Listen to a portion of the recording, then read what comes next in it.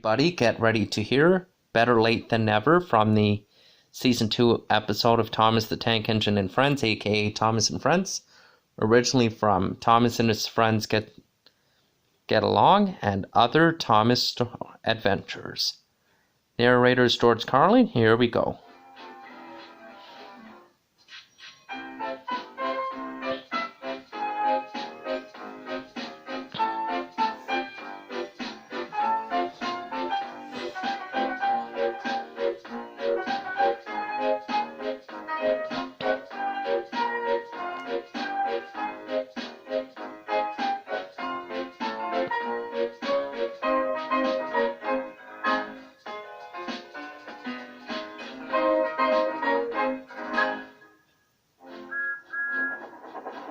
The engines were finding life difficult. Workmen were mending the viaduct on the main line. The arches needed strengthening. Sir Topham Hatt did not want to close the railway while the work was done, and so repairs took a long time.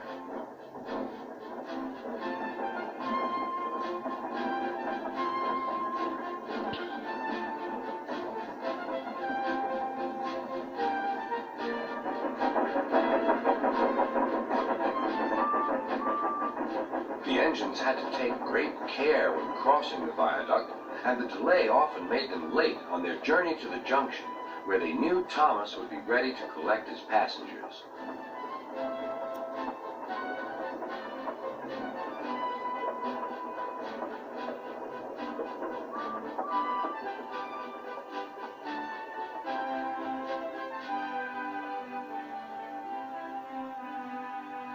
Thomas grew crosser and crosser.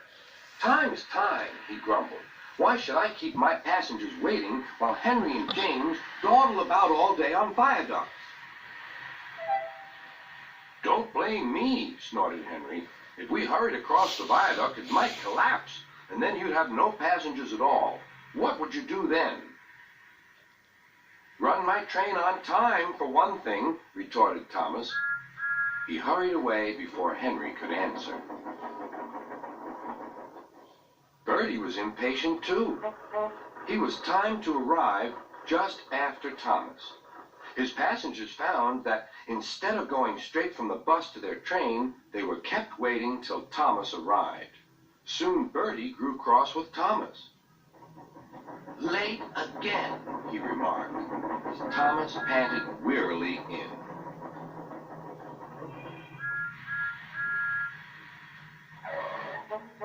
"We may be friends, but I thought you could go fast, Thomas. It's time we had another race. I reckon I could beat you now." Thomas let off steam loudly. "Rubbish!" he hissed fiercely. "It's those main line engines. They dither about on the viaduct, and they blame Sir Topham Hatt's workmen. It's just an excuse for laziness, if you ask me."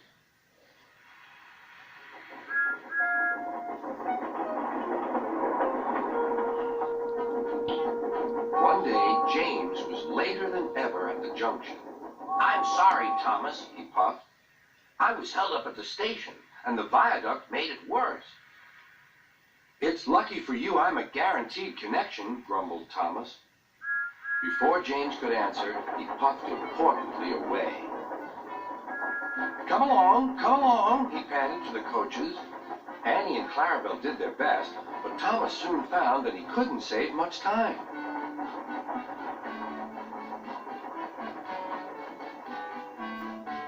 Suddenly, Thomas saw Bertie ahead. His radiator was steaming. "What's the matter?" asked Thomas. "You should be at the station by now. You're late." "I feel dreadful," moaned Bertie. "All upset inside, and driver says he can't make me better." "Thank goodness you're late, too. Can you take my passengers, please? They'll never get home otherwise." "Of course," agreed Thomas. He now felt sorry for Bertie and promised to get help at the next station. Thomas set off again. Already he felt much more cheerful, and Bertie's passengers, traveling in Annie and Clarabelle, all reached home safely. When Bertie was better, he came to thank Thomas. "I'm sorry I teased you about being late. "That's all right," replied Thomas. "I'm glad I could help. There are times when being late isn't such a bad thing after all." With a last cheerful greeting, the two friends went back to work.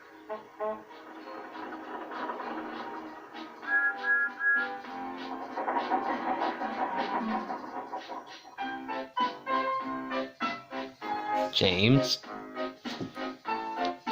Thomas, Henry, Gordon, Edward, Percy, Toby, Bertie, Terrence.